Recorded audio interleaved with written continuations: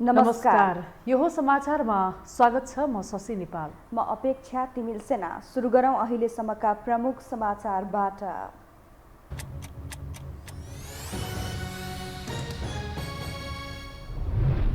नेपाली कांग्रेसको 14औं महाधिवेशन आजबाट सुरु। आफू प्रधानमन्त्री भएपछि देशले मुक्ति पाएको देउबाको भनाई। भयरहित वातावरणमा स्थानीय तहको चुनाव गराउने अठोट।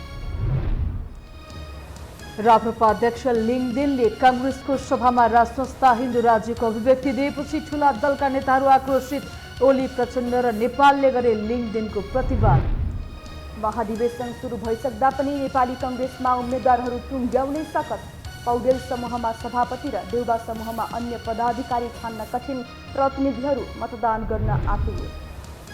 राजनीतिक हस्तक्षेपले त्रिविको शिक्षा प्रणाली खस्कदो अवस्थामा। करार शिक्षकलाई नियुक्ति गर्ने निर्णय विरुद्ध सङ्घर्ष। दक्ष जनशक्ति पलायन हुने बाटोलाई रोक्नुपर्नेमा विद्यार्थी नेताको जोड। र ए डिभिजन लिगमा आजदेखि चौथो चरणका खेल सुरु। फ्रेन्ड्सलाई 2-0ले हराउँदै मनाङ शीर्ष स्थानमा उक्लियो। त्रिभुवन आर्मीले पनि च्यासरलाई 2-0ले हरायो।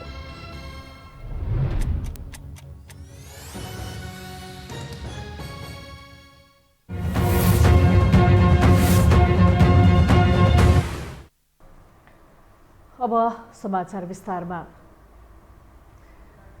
राप्रपाका नवनिर्वाचित अध्यक्ष राजेन्द्र लिङदेनले नेपाली कांग्रेसको महाधिवेशन समारोहमा दिएको अभिव्यक्तिबाट अधिकांश ठूला मानेका नेताहरू उत्तेजित। राजसंस्था हिन्दू राज्यको एजेन्डामा बोलेका लिङदेनप्रति ठूला दलका नेताहरू आक्रोशित बनेका हुन्। एक रिपोर्ट।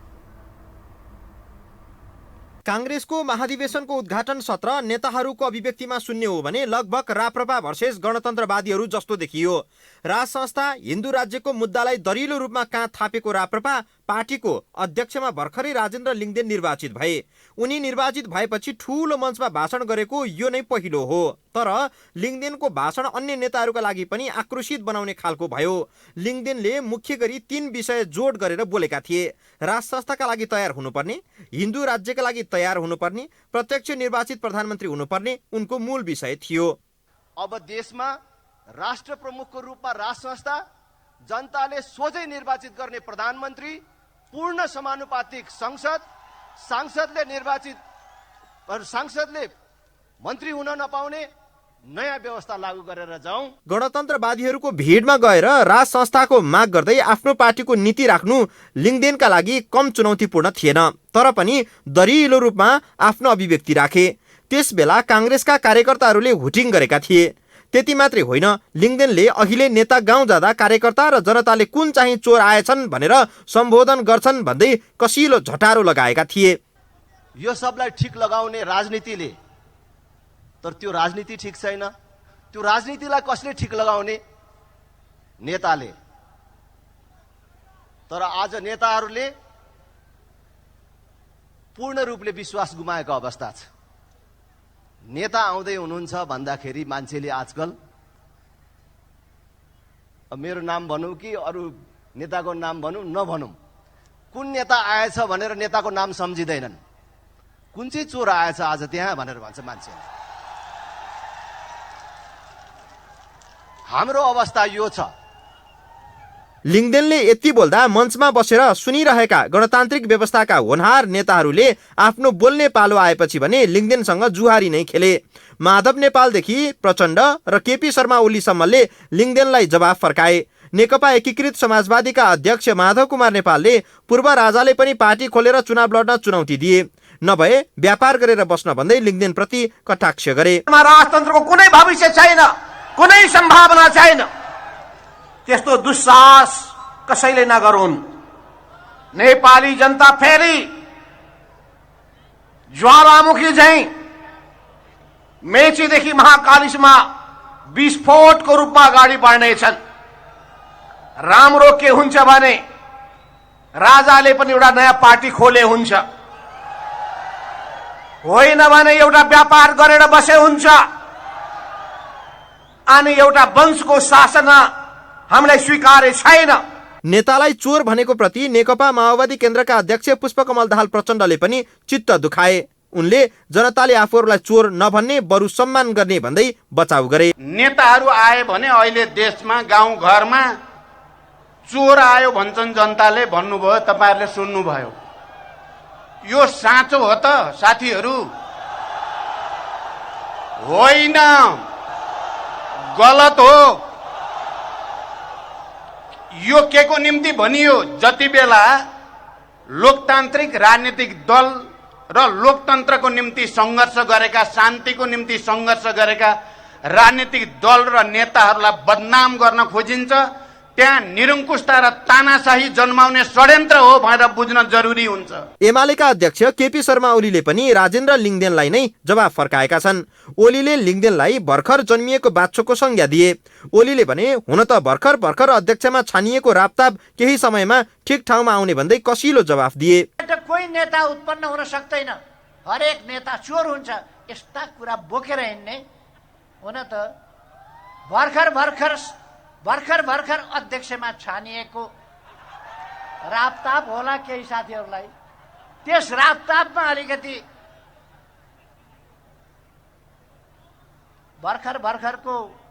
भर्खरको बाछो हिँड्न जान्दैन, अलिक बढी कुद्छ क्या। नयाँ सभापति भएको अलिकति रापताप होला, अलिक समयमा ठिक आउला भन्ने मलाई लाग्छ। जे जस्तो भए पनि कांग्रेस महाधिवेशनको उद्घाटन सत्रको केन्द्रबिन्दुमा भने राप्रपा अध्यक्ष लिङदेनको अभिव्यक्ति रह्यो। गणतन्त्रवादी नेताहरूको मुटुमा ढ्याङ्ग्रो ठोक्ने गरी बोलेका लिङदेनको वरिपरि अरू नेताहरूको अभिव्यक्ति केन्द्रित थियो। बेला बेला गणतन्त्र धरापमा छ भन्ने अभिव्यक्ति दिने नेताहरू राज संस्थाको वकालत गर्ने एउटा सानो पार्टीसँग पनि झस्किएका रहेछन् भन्ने चाहिँ आजको मञ्चबाट पुष्टि हुन्छ। होइन भने प्रधानमन्त्री भइसकेका पार्टीको नेतृत्व चलाइरहेका दलका नेताहरूले यो स्तरको जुहारी खेलिरहन चाहिँ जरुरी थिएन कि? विक्रम श्रेष्ठ, काठमाडौँ। नेपाली कांग्रेसका सभापति एवं प्रधानमन्त्री शेरबहादुर देउवाले आफू प्रधानमन्त्री भएपछि देशले मुक्ति पाएको बताउनु भएको छ। आज नेपाली कांग्रेसको 14औं महाधिवेशनको उद्घाटन सत्रलाई सम्बोधन गर्दै प्रधानमन्त्री देउवाले एमाले अध्यक्ष केपी शर्मा ओली प्रधानमन्त्रीबाट हटेर आफू प्रधानमन्त्री हुने बित्तिकै देशले सुखको सास फेरेको बताउनु भएको हो। कम्युनिस्टहरू शासनमा रुन समेत नपाइने अभिव्यक्ति दिएका देउवाले कांग्रेसको सरकार बन्दा देशमा खुशियाली छाएको बताउनु भएको छ। मेरो सरकार बन्यो, त्योभन्दा अगाडिका दिन हेर्नुहोस् कस्तो थियो डर त्रास, सारा साथीहरू देशभरि कस्तो अवस्था थियो। र प्रधानमन्त्री भएको भोलिपल्टै सारा मान्छेहरू मुक्ति पाए जस्तो भयो। सब मान्छेले यो ओलीको शासनबाट मुक्ति पाए सबैले। त्यस्तो अवस्था थियो। त्यस्तो अवस्थाबाट अब हाम्रो अगाडि त्यो मुक्ति जो पाएका छौँ त्यसलाई बचाउने हो कि नबचाउने हो? बचाउने हो। त्यसका लागि यो महाधिवेशनले तय गर्छ। 14औं महाधिवेशनबाट नयाँ नेतृत्व चयन गर्दै आगामी निर्वाचनमा पार्टीलाई पहिलो तानाशाही सरकार नहोस् भनाइ छ। रहित वातावरणमा स्थानीय तहको निर्वाचन गराई कांग्रेसलाई विजयी यात्रामा अघि बढाउने देउवाले बताउनु भयो। यो तानाशाही सरकार नहोस् भन्नका लागि यो महाधिवेशनले निर्णय गर्नुपर्छ। निर्णय गरेको खण्डमा आउँदो सरकार कांग्रेसको हुन्छ, गाउँदेखि माथिसम्म। त्यो मेरो जिम्मा भयो। त्यसकारण चाहिँ नि साथीहरू अहिले धेरै भन्ने कुरा छैन।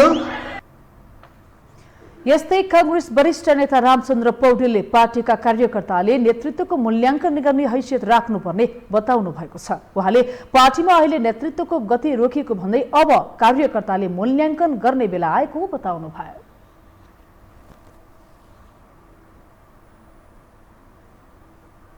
के कारणले पार्टी आज यो स्थितिमा छ, के कारणले कम्युनिस्ट भन्दा कांग्रेस पछाडि पर्न पर्यो, यो कुराको आत्मसमीक्षा हामीले गर्न सक्यौं भने मात्रै हाम्रो 14औं महाधिवेशन सफल भएको मान्न सकिन्छ। हामीले आत्मसमीक्षा गर्न सकेनौं र हामीले काग कराउँदैछ, पिना सुक्दैछ गरेर आज चाहिँ हामी चाहिँ त्यसै अन्धानुकरणमा अगाडि बढ्यौं भने पछाडि फेरि हामीलाई धोका हुन सक्दछ। नेपाली कांग्रेसको 14औं महाधिवेशन आजदेखि सुरु भएको हो। उद्घाटन सत्रमा अन्य राजनैतिक दलका शीर्ष नेताहरूले पनि शुभकामना दिनुभएको थियो।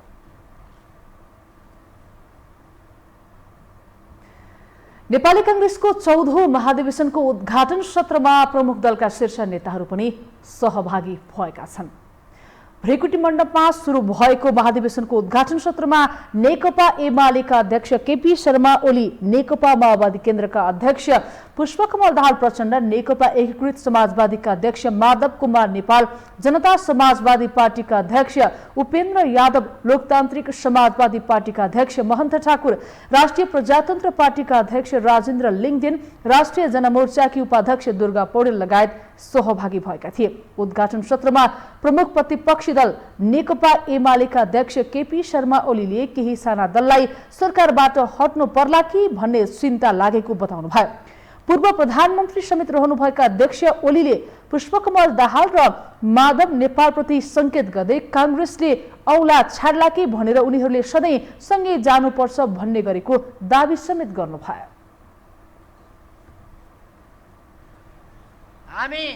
मैले अघि भनेका प्रश्नहरूमा अगाडि जान जरुरी छ। सानातिना कुराहरूमा अलमलिन भन्दा राजनीति आफ्ना आफ्ना स्वार्थको रोटी सेकाउने कुरा र त्यस अनुसारको राजनीति होइन। केही साना दलहरूलाई कांग्रेसले औलो समाउन दिएन भने के होला भन्ने पीर छ। सधैँ सुन्छु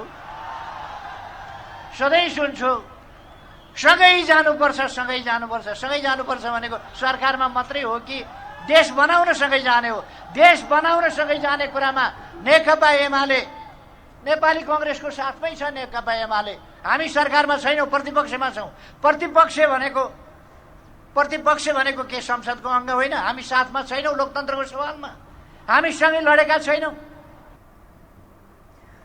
यस्तै नेकपा माओवादी केन्द्रका अध्यक्ष पुष्पकमल दाहाल प्रचण्डले नेपालको राजनीतिक परिवर्तनलाई संस्थागत गर्न र देशलाई अग्रगति दिन लोकतान्त्रिक पार्टीहरूका बीचमा एकता हुन जरुरी रहेको बताउनु भएको छ। अध्यक्ष प्रचण्डले राजनीतिक पार्टीहरूले एक्लै हिँड्ने अहंकार गर्न नहुने बताउनु भएको हो।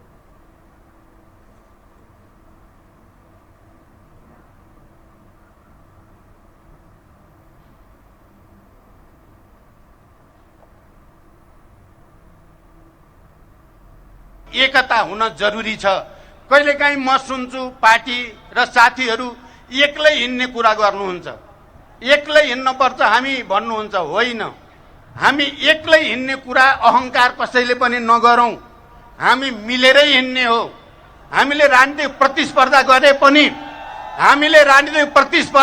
पनि त्यो प्रतिस्पर्धा भित्र पनि हामीले एकता खोजिराख्नै पर्ने हुन्छ। र अहिले हामी जे सफलता भनेका छौं एकताबाट, गठबन्धनबाट प्राप्त भएको सफलता हो। यस्तै नेकपा एकीकृत समाजवादीका अध्यक्ष माधव कुमार नेपालले आफ्नो कमी कमजोरी सुधारेर अघि बढे मात्रै जनताको विश्वास जित्न सकिने बताउनु भयो। किन विरक्ति नैछन् यो सबै पत्तो लगाएर यसको छानबिन गरेर अध्ययन विश्लेषण गरेर हामीले ती कमी कमजोरीहरूलाई सुधारेर जनताको विश्वास जितेर अगाडि बढ्न सक्यौं भने नेपालको विकासको विशाल सम्भावना विद्यमान छ। हामीले निराश हुनुपर्ने केही आवश्यकता छैन। त्यसो हुनाले हाम्रा सिस्टमहरूमा त्रुटि छन् भने त्यसलाई सुधार गर्नुपर्छ। कार्यक्रममा एमाले अध्यक्ष ओली भने अरू नेताहरू भन्दा ढिला पुग्नु भएको थियो। मक्सिर 10 गते एमालेको महाधिवेशनको उद्घाटन सत्रमा ओलीले माधव नेपाललाई निम्तो गर्नुभएको थिएन। मक्सिर 15 गते राप्रपाको महाधिवेशन उद्घाटनमा नेता नेपाल पुगे पनि ओली पुग्नु भएको थिएन।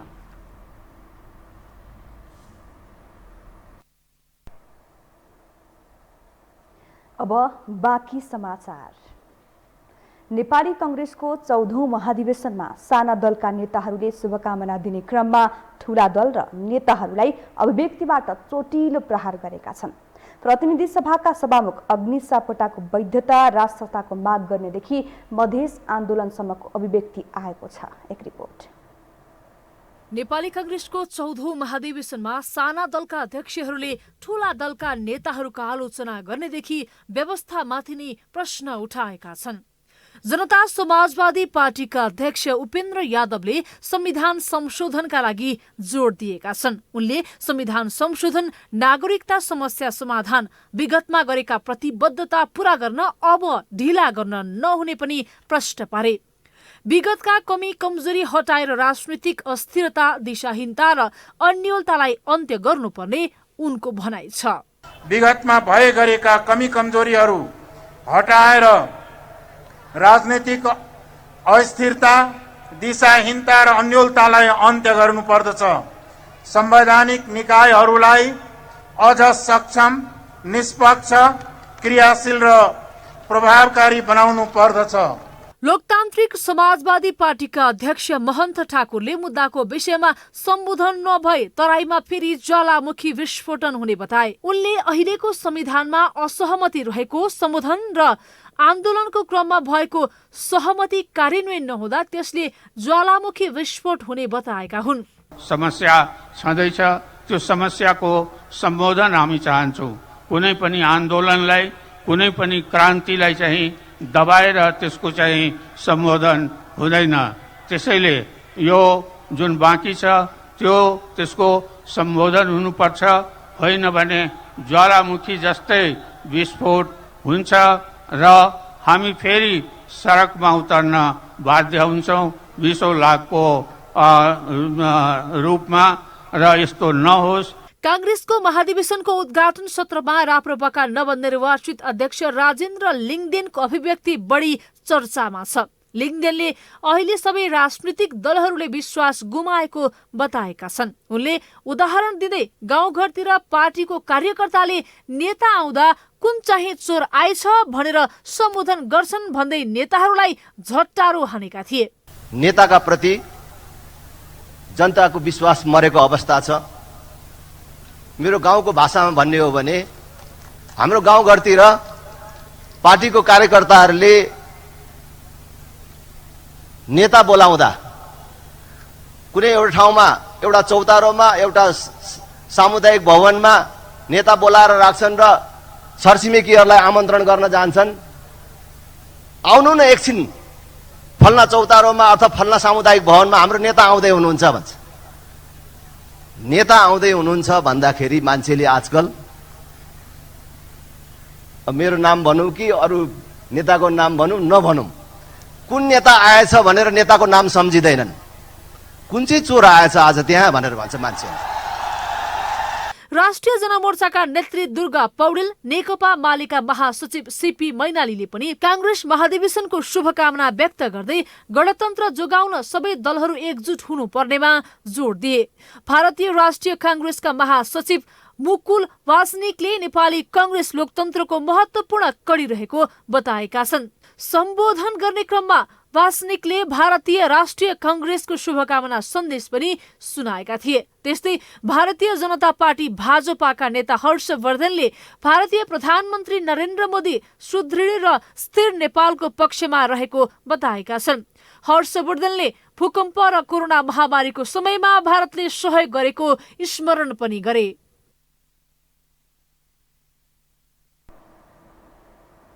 नेपाली कांग्रेसको 14औं महाधिवेशन अन्तर्गत उद्घाटन सत्र सकिएर अब बन्द सत्रमा प्रवेश गर्दैछ। बन्द सत्रमा कुनै खाले नीतिगत छलफल नभएर कांग्रेस सिधै नेतृत्व चयनमा अघि बढ्नेछ। तर उद्घाटन सकिए पनि कुनै पनि समूहले नेतृत्व र पदाधिकारी टुङ्ग्याएका छैनन्। एक रिपोर्ट। नेतृत्वका लागि सभापति शेरबहादुर देउबा संस्थापन पक्षबाट निर्विकल्प वा त सर्वसम्मत जस्तो देखिएका बेला पौडेल पक्षमा भने रस्साकसी नै मचिएको छ।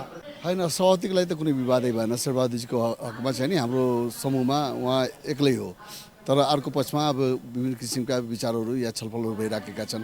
बाँकी पदाधिकारीको विषयमा पनि अलिक कठिन त छ, कठिन अवस्था छ, त पनि हामी मिलाउँदैछ, मिल्छ छ त्यसमा मिल्छ। त्यो मिल्न त अब त्योभन्दा अब जुन समूहले या पार्टीले जुन निर्णय गर्छ, पार्टी भन्दाखेरि हाम्रो टिमले जुन निर्णय गर्छ त्यसलाई स्वीकार्नै पर्छ। देउबालाई पदाधिकारीको विषयमा सकस परेका बेला पौडेल पक्षमा सभापतिको साझा उम्मेद्वार नै टुङ्गिएको छैन। दुई दावेदार प्रकाशमान सिंह र शेखर कोइराला बीच सहमति नभएपछि टिमको नेतृत्व गरेका रामचन्द्र पौडेलले पार्टीबाटै बिदा लिनेसम्मको चेतावनी दिएका थिए। अन्तिम समयमा आएर शेखरले रामचन्द्र पौडेलकै पक्षमा सहमति भए आफू छोड्न तयार रहेको बताएपछि अब प्रकाशमानमा गएर कुरा अड्किएको छ। तर उनी कुनै पनि हालतमा छोड्ने मनसाय देखाइरहेका छैनन्। तथापि नेताहरू रामचन्द्रलाई सभापति बनाएर जान नेताहरू सहमत हुने विश्वास गरिरहेका छन्। महामन्त्री लगायतका पदमा पनि अन्यौलता कायमै छ। वरिष्ठ नेता रामचन्द्र पौडेलको नाम अगाडि सारेका छौँ र त्यसमा चाहिने अरू साथीहरूको सबैको सहमत हुन्छ भन्ने मलाई विश्वास छ र त्यसमा चाहिने श्रद्धेय प्रकाशमानजीको अलिकता उहाँले चाहिने अडान लिइराख्नु भएको छ, त्यो अवस्था छ। सायद मलाई लाग्छ अब श्रद्धेय वरिष्ठ नेताको नाममा प्रकाशमानजीले पनि सहमत जनाउनुहुन्छ। अरू चाहिने नेताहरूले सहमत जनाइसकेको अवस्था छ। पौडेल पक्षबाट महामन्त्रीका लागि गगन थापाले उम्मेदवारी घोषणा गरेर अघि बढेका छन्। अन्य आकांक्षी मिनेन्द्र रिजाल र धनराज गुरुङ शीर्ष नेतृत्वको सहमति पर्खिएर बसेका छन्। देउबातिर भने सभापतिमा सर्वसम्मत जस्तै भए पनि महामन्त्री लगायतका पदमा नेताहरूको व्यवस्थापन कठिन बन्दै गएको छ। महामन्त्रीका लागि प्रकाश शरण महतलाई अघि बढाउने चर्चा चले पनि विश्वप्रकाश शर्मा, ज्ञानेन्द्र बहादुर कार्की, एनपी साउद र बालकृष्ण खाँड जस्ता नेताहरू आकांक्षी छन्। 8 सहमहामन्त्रीमा समावेशी तरिकाले मिलाउनु पर्ने भए पनि केही नेता बाहेक अन्यको विवरण सार्वजनिक भएको छैन। आदरणीय शेरबहादुर देउबा र म पिछडिएको क्षेत्रबाट मेरो उम्मेदवारी चाहिँ हाम्रो निर्विकल्प हो। यसमा अरू होइन, यो समूहबाट नै हो र अरूहरू चाहिँ थुप्रो मानिसहरू 101 व्यक्तिहरू भएको हुनाले त्यहाँ छलफल भइरहेको छ। मेरो चाहिँ समूहबाट हो, त्यो नेताहरूले नै घोषणा गर्न लगाएर मैले घोषणा गरेको। 101 नेताहरू हुनुहुन्छ, सबैलाई व्यवस्थापन गर्न गाह्रो छ, तर चाहिँ उहाँहरूलाई कसरी हुन्छ अब हामीले मिलाएर 2 जनाभन्दा महामन्त्रीको बढी सिट छैन, 2 जनाभन्दा सभापतिको सिट छैन। त्यस कारणले अब बिस्तारै सबै साथीहरूले चाहिँ कसलाई छोड्ने त भन्ने कुरामा लागिरहेको छ। सायद मलाई जहाँसम्म लाग्छ भोलि बिहानसम्म चाहिँ यो सबै कुराहरू टुङ्गिन्छ। पार्टीभित्रका 2 ठुला समूहभित्र पदाधिकारीका लागि अन्तरसङ्घर्ष चर्किएका बेला संस्थापन पक्षबाट चुइटिएका विमलेन्द्र निधिले आफ्नो टिमबाट 2 नाम सार्वजनिक गरेका छन्। पूर्व केन्द्रीय सदस्य डाक्टर राजाराम कार्की र सुदूरपश्चिम प्रदेशसभा सदस्य दिव्येश्वरी शाहलाई अघि सारे पनि कुन पद दिने निर्कल भएको छैन। तेस्रो धारका रूपमा रहेको सिटौला पक्षको महामन्त्रीमा प्रदीप पौडेलको नाम चर्चामा छ। ठोस कुरा बाहिर आएको छैन। उद्घाटन सत्र सकिएर पनि बन्द सत्र सुरु हुने बेलासम्म पदाधिकारी चयनमा देखिएको अलमलले समूहभित्र व्यवस्थापन र नेताहरू बीचको आकांक्षा पूरा गर्न शीर्ष नेतृत्व असफल भएको देखाउँछ, जसले उम्मेदवारी मनोनयन र दर्ताकै बेला किचोलो व्यवस्थापन भएर नेतृत्व चयन हुनेसम्मको सम्भावना आँकिएको छ। यो हो टेलिभिजनका लागि क्यामेरामा आशिष तामाङका साथमा सन्तोष बिके थापा, काठमाडौँ।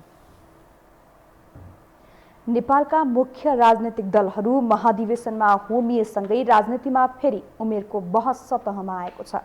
पटक पटक नै व्यक्ति उनै पदमा दोहोरिन थालेपछि युवाहरू अघि आउन सकेका छैनन् भने दलहरूबाट आश गर्ने ठाउँ पनि हराउँदै गएको छ। एक रिपोर्ट। नेपाली कांग्रेसको राजनीतिमा 2016 सालदेखि सक्रिय रहेका बहादुर धामी यति बेला कञ्चनपुरबाट महाधिवेशन उद्घाटनका लागि काठमाडौँ आइपुग्नु भएको छ। उहाँ यसअघि क्षेत्रीय प्रतिनिधिमा निर्वाचित हुनुपर्ने भएको रहेछ र उहाँ अहिले काठमाडौँको भ्रिकुटी मण्डपमा उद्घाटनका लागि आउनुभएको छ। उहाँ कांग्रेसको राजनीतिमा अहिले पनि सक्रिय हुनुहुन्छ। स्वागत छ यहाँलाई। स्वागत छ हजुर, स्वागत छ। मलाई के लाग्छ भने जन्जेलसम्म युवा केटाले आफ्नो हातमा सत्ता लिन नि उनले काम गर्नु सक्छ, बुढाका पाकाका काम पनि छैन। म त युवा केटालाई मात्र, किनभने उनले बुझ्या पनि छ, झेक्या पनि छ, किताब पनि पढ्या छ, हरेक चिज छ। भने अब युवालाई अगाडि बढाउने, जो भएको कामलाई अघिको जस्तो नगर्ने। जनता धेरै पीडित छन्। हाम्रो सुकुम्बासी कति छ, आरक्षण पीडित कति छ, तिनीहरू व्यवस्था हुनु पर्यो। पहिले गुड छ भन्छन्, के छ तपाईलाई? गुड त मलाई मनै परेको छैन। यो गुड भनेको त कस्तो हो भने काङ्ग्रेसलाई हक्दे मात्र को केही हो। अब हार्ने के भने बोला जो जित्या छ नि उसले हराउने पक्षमा लाग्यो, काङ्ग्रेस जित्छ काहे?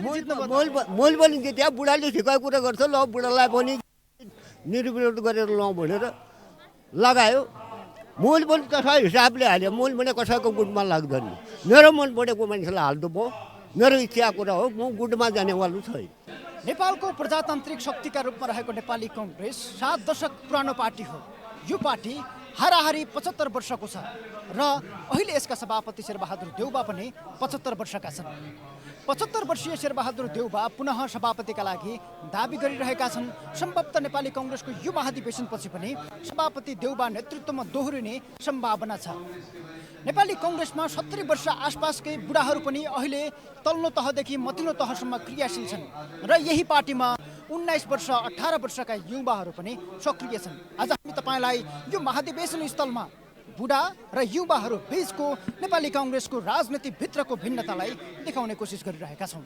धन्यवाद। म सीता गेवाली। कहाँबाट आउनुभएको? म नवलपरासी महाधिवेशन प्रतिनिधि। म महाधिवेशन प्रतिनिधि। यसलाई कांग्रेसलाई बुढाहरूको पार्टी पनि भनिन्छ, तपाईहरु चाहिँ बुढा पार्टीमा किन? हैन यस्तो हो, कांग्रेसहरूलाई बुढाहरूको पार्टी भन्नु हुँदैन, अग्रजहरूलाई सम्मान गर्नुपर्छ र अग्रजहरूलाई ठाउँ पनि दिनुपर्छ, किनभने नेतृत्व गर्दै जाने क्रममा चाहिँ अग्रज बन्नु भएको पनि हुनसक्छ हैन, त्यसलाई अन्यथा लिन हुँदैन। म पनि एउटा नेतृत्व पक्षमा उभिएको एउटा महिला हो, भोलि मैले नेतृत्व गर्दै जाँदाखेरि मेरो पनि उमेर ढल्किँदै जाला, तर उमेर एउटा चाहिँ पद लिने क्रममा चाहिँ म पनि बुढे भयो भन्ने कुरो हुँदैन। कांग्रेस पहिलेकै जस्तो छ कि छ जस्तो लाग्छ कि तपाईँहरूलाई के फरक भयो जस्तो लाग्छ? अहिले फरकै भयो जस्तो लाग्छ।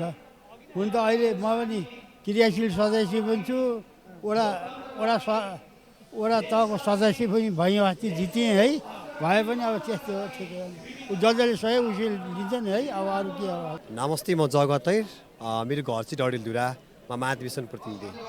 नेपाली कांग्रेस चाहिँ बुढाहरूको पार्टी भनिन्छ, तपाईँहरू जस्तो युवा चाहिँ यो पार्टीमा किन? कसरी बुढाहरूको पार्टी भयो? हाम्रो पार्टीमा 19 वर्षको एउटा युवा, एउटा छात्र तपाईँको महाधिवेशन प्रतिनिधि भइरहेछ भने कसरी तपाईँ चाहिँ यो पार्टीलाई बुढोको पार्टी भन्नुहुन्छ? चाहे त्यो 20 वर्षको युवा होस्, चाहे 80 वर्षको वृद्ध होस्, हामी सबैको केमिस्ट्री मिल्नुपर्छ र पार्टीलाई एउटा अगाडि बढाउनुपर्छ भन्ने जोस जागर भएको कारणले गर्दाखेरिमा मलाई लाग्छ उहाँले एकपटक पुनः यो देशलाई एउटा अभिभावकको आवश्यकता छ, त्यस कारणले गर्दाखेरिमा मलाई यो देशलाई जुन किसिमको कुरा लाग्यो भन्ने कुरा उहाँले सम्झिनु भयो, त्यस कारणले गर्दाखेरिमा उहाँको चाहिँ उम्मेदवारी हुनसक्छ। सभापति अब चाहिँ को बन्दिए हुन्थ्यो जस्तो लाग्छ तपाईँलाई? अब हेर्नुहोस्, सभापति त शेरबहादुर देउवा नै बन्नुहुन्छ नि।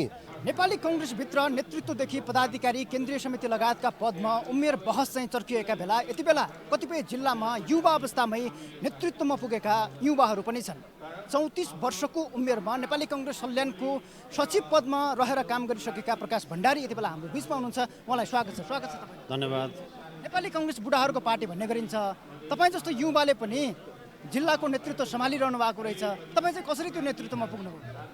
अब नेपाली कांग्रेस बुढाको पार्टी भनेर बारम्बार हामीले आरोप चाहिँ खेपिराख्नु परिरहेको छ। नेपाली कांग्रेस देशकै सबभन्दा जेठो पार्टी भएको कारणले पुराना मान्छेहरू यो पार्टीमा रहनु स्वाभाविक नै हो, तर तपाईँले अहिले यो मैदानमा प्रतिनिधिलाई मात्रै हेर्नुभयो भने पनि 40% युवा साथीहरू चाहिँ प्रतिनिधि भएर आउनुभएको छ। त्यसैले अब यसलाई बुढाको पार्टी भनिराख्नु एउटा चाहिँ यो छिमेकीलाई लाउने आरोप जस्तो मात्रै हो। अहिले चाहिँ यो पार्टी 15औं महाधिवेशनसम्म पुग्दा त यो पुरै युवाहरूको पार्टी भइसक्छ। युवा पंक्ति जोश जाँगरले भरिएको छ भने वृद्ध पंक्ति अनुभवले भरिएको छ। यी दुवैको सम्मिश्रण मिलाएर अगाडि बढ्न भने नेपाली कांग्रेसका लागि चुनौतीपूर्ण बन्दै गइरहेको छ। नेपाली कांग्रेसमा जसरी युवा पंक्ति आइरहेको छ, त्यो पंक्तिको व्यवस्थापन भने माथिल्लो तहले जो वृद्ध पंक्ति छ, जो नेतृत्वमा छ, त्यो पंक्तिले गर्न सकिरहेको छैन। संविधानको व्यवस्था र दलको विधानमा 70 वर्ष पुगेपछि पार्टी र सरकारका मुख्य पदमा उठ्न नपाउने व्यवस्था छ, जुन लागू गर्न सके पटक पटक उही व्यक्ति उही पदमा दोहोरिने परम्परा अन्त्य मात्रै होइन, नयाँ पुस्तालाई समेत अघि बढ्न बाटो खुल्नेछ। यो हो टेलिभिजनका लागि क्यामेरामा आशिष तामाङका साथमा सन्तोष बिके थापा, काठमाडौँ। हामीसँग समाचार बाँकी नै छन्, अहिलेलाई विश्राम।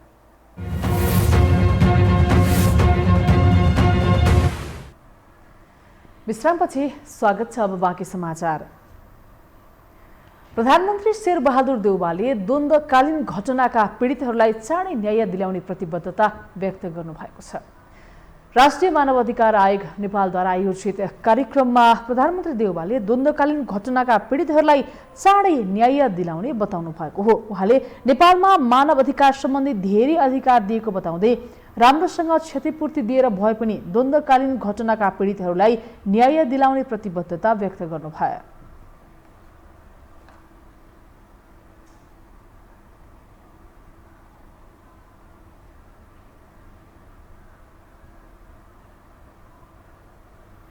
मानवाधिकारका प्रति अत्यन्तै चाहिँ नि धेरै ठुलो सुधार भएको कुरा अन्तर्राष्ट्रिय जगतले पनि मानेको छ। मानवाधिकारमा हामीले धेरै चाहिँ हामीले अधिकार दिएका छौँ। जो चाहिँ पछाडि परेका महिला, दलित, जनजाति सबैलाई हामीले चाहिँ आरक्षण दिएका छौँ, अधिकार दिएका छौँ र अनटचेबिलिटी हामीले पुरै निर्मूल गरिसकेका छौँ। र मित्रहरू, अब हामीलाई धेरै कुराहरू हाम्रो नेपालमा भएको छ, तर अहिले जो चाहिँ नि द्वन्द्व पीडितहरू, कन्फ्लिक्टबाट जो चाहिँ नि मानिसहरू दुखी सताएका छन्, अझै पनि टिआरसी लगायतका सत्य निपुणता लगाएका कुराहरूमा पनि हामीले अवश्य नै कमसेकम चाहिँ नि न्याय गर्नेछौँ। कार्यक्रममा राष्ट्रिय मानवाधिकार आयोग नेपालका अध्यक्ष तप बहादुर मगरले राष्ट्रिय मानवाधिकार आयोगमा वर्तमान पदाधिकारी नियुक्तिपछि आयोगले सन् 2021 देखि 2026 सम्मका लागि रणनीतिक योजना निर्माण गरेको बताउनुभयो।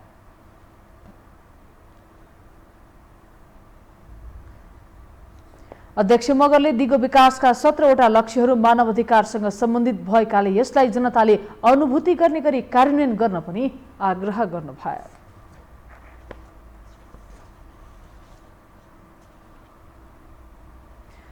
नेपाल प्रहरीका पूर्व प्रहरी नायब महानिरीक्षक डीआईजी रमेश खरेलले नयाँ पार्टी घोषणा गर्नुभएको छ। आज काठमाडौँमा पत्रकार सम्मेलन गर्दै पूर्व डीआईजी खरेलले नेपाल सुशासन पार्टी घोषणा गर्नुभएको हो। उहाँले देश सुहाउँदो सुशासनलाई प्रमुख एजेन्डा बनाएर पार्टीलाई अगाडि बढाउने बताउनुभयो। पूर्व डीआईजी खरेलले देशमा अहिले कुशासन व्याप्त भइरहेको भन्दै यसलाई सुशासनमा ल्याउन आफू बाध्य भएर नयाँ पार्टी खोल्नु परेको बताउनुभयो। मैले मेरो सम्पूर्ण साथीहरूलाई भनेको छु, तपाईँहरू सेवा गर्ने हो, मेवा खाने होइन। अहिले धेरै जसो राजनीतिमा लागेका मान्छेहरू पेसाकर्मी भए, मेवा खाए, आम दाजुभाइ दिदीबहिनीहरूलाई त्यही पनि वास्ता गरेको, देशको वास्ता नगरेकोले हामी बाध्य भएर यसरी चाहिँ एउटा राजनीतिक फोर्समा हामीले चाहिँ इस्टाब्लिस हुनु परेको र हामी तपाईँहरूलाई कहिले पनि धोका दिँदैनौँ, यो चाहिँ हामी ग्यारेन्टी गर्छौँ र हामी टेस्टेड पनि हो। फेरि हामी सबै यहाँ छौँ, टेस्टेड छौँ। तपाईँहरूले टेस्ट गरिसकेको मान्छे हामी ढाट्न सक्दैनौँ। हाम्रो मेन आधारै हाम्रो हिस्ट्री सिट हो। हामीले पहिला गरेको चाहिँ देशप्रति गरेको सेवा, त्यसलाई आधार मानेर तपाईँहरूले हामीलाई जज गर्न सक्नुहुन्छ। पूर्व डीआईजी खरेलले सेवा गरेर मेवा खाइने नभई सेवा मात्र गर्ने ध्येयले पार्टीमा काम गर्ने बताउनु भयो।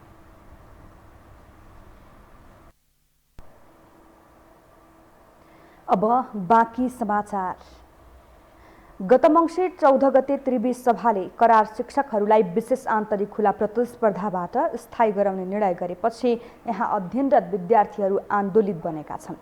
राजनीतिक प्रभावका कारण त्रिवीको शिक्षा क्षेत्रमा बारम्बार असहज स्थिति पैदा हुने गरेको छ। अध्ययनको वातावरण खलबलिने गरेको छ। एक रिपोर्ट। गत मङ्सिर 14 गते प्रधानमन्त्री निवास बालुवाटारमा बसेको त्रिवी सभा बैठकले करार सेवामा कार्यरत शिक्षकहरू लक्षित गर्दै विशेष आन्तरिक खुल्ला प्रतियोगिता गर्ने निर्णय गर्यो। त्रिवी सभाको उक्त निर्णयको विरोध गर्दै प्रमुख प्रतिपक्षी एमाले र सत्ता गठबन्धनमा आबद्ध विद्यार्थी संगठनहरू आन्दोलित बने। विद्यार्थीहरू मात्र होइन, आंशिक शिक्षकहरू पनि आन्दोलित छन्। शैक्षिक वातावरण खलबलिएका कारण मङ्सिर 16 यता त्रिभुवन विश्वविद्यालयको नियमित काम कारवाही पनि प्रभावित बनेको छ। विद्यार्थीहरूको आन्दोलनपछि वार्ता मार्फत समस्याको समाधान गर्न 5 सदस्यीय समिति बनाइएको छ। समितिले सर्वपक्षीय सहमतिबाट समस्याको समाधान खोज्न निरन्तर छलफल जारी रहेको जनाएको छ। प्राध्यापकहरूको इस्यु बनेको मुद्दा हो भने अर्कोतिर तमाम ऊर्जावान विद्यार्थीहरू जो चाहिँ त्रिभुवन विश्वविद्यालयमा अध्ययन गरेर आफूलाई अगाडि बढाइरहनु भएको छ, आफ्नो भविष्य खोजिरहनु भएको छ, उहाँहरूको चाहिँ विश्वविद्यालयमा प्रवेशको सन्दर्भ हो। त्यो भएको हुनाले यो जटिल विषयवस्तुको बारेमा वार्ता समितिको संयोजकको हैसियतले अहिले मैले यही नै भनेर यस्तो धारणा बनिसकेको छ भनेर भन्ने अवस्था छैन। हामी उहाँहरूसँग संवाद गरेर छलफल गरेर यसको निकास कस्तो निस्किन सक्छ भन्ने पक्षमै अभ्यस्तरत छौँ। विश्वविद्यालय र आन्दोलित विद्यार्थी संगठन चरणबद्ध छलफलमा छन्। पद र शक्तिका आधारमा विश्वविद्यालय प्रवेश गरेका शिक्षकहरू स्थायी गर्ने प्रवृत्तिले दक्ष जनशक्ति पलायन हुने उनीहरूको तर्क छ। आन्तरिक प्रतिस्पर्धाको नाममा गरिने यस्ता प्रक्रियाले विश्वविद्यालयको गुणस्तर खस्किने र गलत नजिर बस्ने विद्यार्थीहरूको भनाइ छ। तत्काल त्रिवीमा रिक्त रहेका पदहरूका लागि दरखास्त खुलाउनु पर्ने उनीहरूको माग छ। प्रतिस्पर्धाभन्दा बाहिर रहेर आन्तरिक प्रतिस्पर्धाबाट मात्र सीमित मान्छेहरू पावरको शक्तिको भरमा चाहिँ विश्वविद्यालय छिर्यो भने यो विश्वविद्यालय चाहिँ कमजोर हुन्छ, यसको गुणस्तर खस्किन्छ भन्ने हो। तिनीहरूकै लागि चाहिँ व्यवस्था गर्ने अनि चाहिँ खुल्ला चाहिँ प्रतिस्पर्धा बन्देज गरेर आन्तरिक टाउका हेड काउन्ट गरेर अनि चाहिँ कसरी विश्वविद्यालय माथि पुग्छ, चाहिँ मेधावी विद्यार्थीलाई विदेश पठाएर अनि विश्वविद्यालयको क्वालिटी खिचेर अनि विश्व प्रतिस्पर्धा मार्केटमा जान सक्छ त। यता करार सेवामा कार्यरत शिक्षक संगठनले विद्यार्थीहरूको आन्दोलन र आरोपको खण्डन गरेका छन्। सरकारले स्वतः नभई आन्तरिक प्रतिस्पर्धा गरी पास हुनेहरूलाई मात्र स्थायी गर्न लागेको उनीहरूको भनाइ छ। आफूहरूको दक्षतामा प्रश्न उठाइरहन जरुरी नरहेको उनीहरू बताउँछन्। स्वतः स्थायी भन्ने होइन, यसमा विश्वविद्यालयले निश्चित संख्यामा यो चाहिँ हामी अहिले दरबन्दीमै कार्यरत छौँ। हाम्रो दरबन्दी कस्तो प्रकृतिको छ भन्दा हामी रहेसम्म यो दरबन्दी विश्वविद्यालयमा रहन्छ। हामी दरबन्दीबाट हटिसकेपछि हामीले सेवा छोड्यौँ भने यो विश्वविद्यालयमा यो दरबन्दी रहन्न। त्यस्तो खालको प्रकृतिको दरबन्दी हो हाम्रो। र हामीहरू यसै स्वतः विश्वविद्यालयमा छिरेका पनि होइनौँ। हिजोका दिनमा पार्ट टाइममा छिर्दा पनि प्रतिस्पर्धा भएरै हामीहरू छिरेका हौँ। त्रिभुवन विश्वविद्यालयमा हाल 400 को हाराहारीमा करार शिक्षकहरू कार्यरत छन्। करार शिक्षकहरू आन्तरिक खुल्ला प्रतिस्पर्धाको पक्षमा छन् भने अर्कोतर्फ आंशिक शिक्षकहरू पनि करार नियुक्तिको माग गर्दै आन्दोलित छन्। योग्यता र क्षमता भन्दा पनि राजनैतिक भागबण्डाबाट शिक्षा क्षेत्र अछुतो छैन। त्रिभुवन विश्वविद्यालय आम नेपाली विद्यार्थीका लागि मात्र नभई बाह्य मुलुकका विद्यार्थीका लागि पनि उच्च शिक्षाको महत्त्वपूर्ण गन्तव्य हो। तर विडम्बना उच्च शिक्षाको केन्द्रबिन्दु त्रिभुवन विश्वविद्यालय मातहतमा अध्ययन र अध्यापन भन्दा धेरै आन्दोलन र राजनीति हुने गर्छ। विवादलाई शीघ्र समाधान दिई अध्ययनको वातावरण तयार पार्न जरुरी छ। यो हो टेलिभिजनका लागि क्यामेरामा अविष्ट लामाका साथमा निम्लिकी शेर्पा, काठमाडौँ। पछिल्लो 24 घण्टामा थप 259 जनामा कोरोना भाइरसको संक्रमण पुष्टि भएको छ। 10,487 को कोरोना परीक्षण गर्दा पीसीआर विधिबाट 232 र एन्टिजेन विधिबाट 27 जनामा कोरोना पुष्टि भएको हो। पछिल्लो 24 घण्टामा देशभर थप 3 जनाको मृत्यु भएको छ।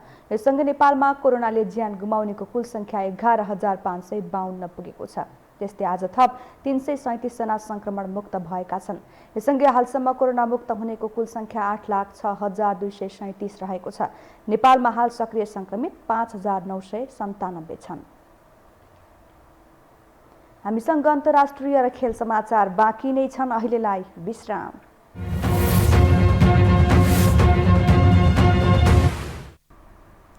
विश्रामपछि पुनः स्वागत छ। अब पालो अन्तर्राष्ट्रिय समाचारको।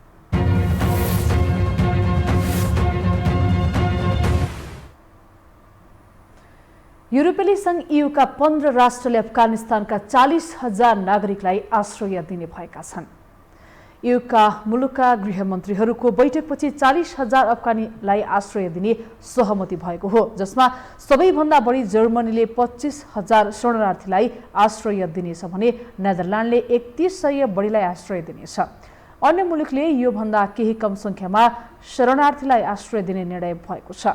यस सहमतिसँगै अनियमित रूपमा अफगानीहरू युरोप छिर्नबाट रोक्ने विश्वास लिएको छ। अहिले करिब 85,000 अफगानीहरू आश्रयको खोजीमा रहेका छन्।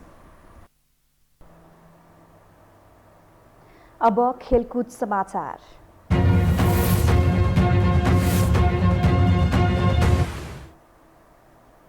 शहीद स्मारक लिग ए डिभिजनको चौथो चरणका खेल आजदेखि सुरु भएका छन्। दशरथ रङ्गशालामा भएको खेलमा Manang Marshyangdi club A division league फुटबलको शीर्ष स्थानमा उक्लिएको छ।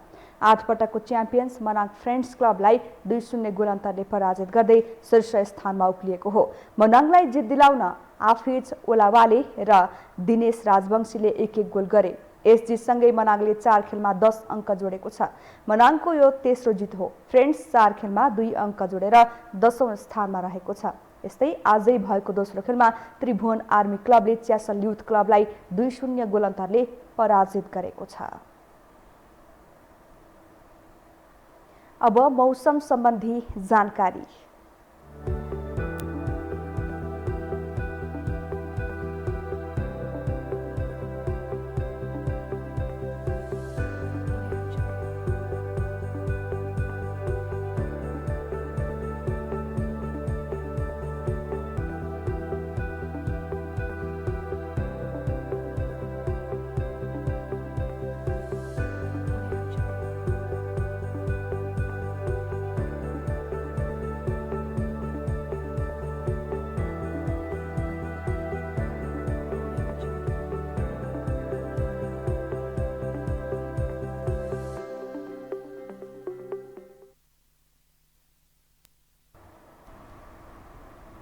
मौसम सम्बन्धी जानकारीसँगै हामी यो समाचारको अन्त्यमा आइपुगेका छौँ। बिदा हुनु अघि प्रमुख समाचार पुनः एकपटक।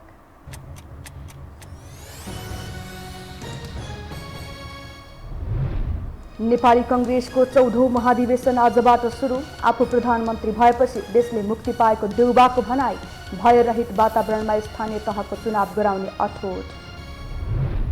राप्रपा अध्यक्ष लिङदेनले काङ्ग्रेसको सभामा राष्ट्रस्था हिन्दू राज्यको अभिव्यक्ति दिएपछि ठूला दलका नेताहरू आक्रोशित। ओली, प्रचण्ड र नेपालले गरे लिङदेनको प्रतिवाद। महाधिवेशन सुरु भइसक्दा पनि नेपाली कङ्ग्रेसमा उम्मेद्वारहरू टुङ्ग्याउनै सकस। पौडेल समूहमा सभापति र देउबा समूहमा अन्य पदाधिकारी छान्न कठिन। प्रतिनिधिहरू मतदान गर्न आतुर। राजनीतिक हस्तक्षेपले त्रिवीको शिक्षा प्रणाली खस्कँदो अवस्थामा। करार शिक्षकलाई नियुक्ति गर्ने निर्णय विरुद्ध सङ्घर्ष। दक्ष जनशक्ति पलायन हुने बाटोलाई रोक्नुपर्नेमा विद्यार्थी नेताको जोड। र ए डिभिजन लिगमा आजदेखि चौथो चरणका खेल सुरु। फ्रेन्ड्सलाई 2-0ले हराउँदै मनाङ शीर्ष स्थानमा उक्लियो। त्रिभुवन आर्मीले पनि च्यासरलाई 2-0ले हरायो।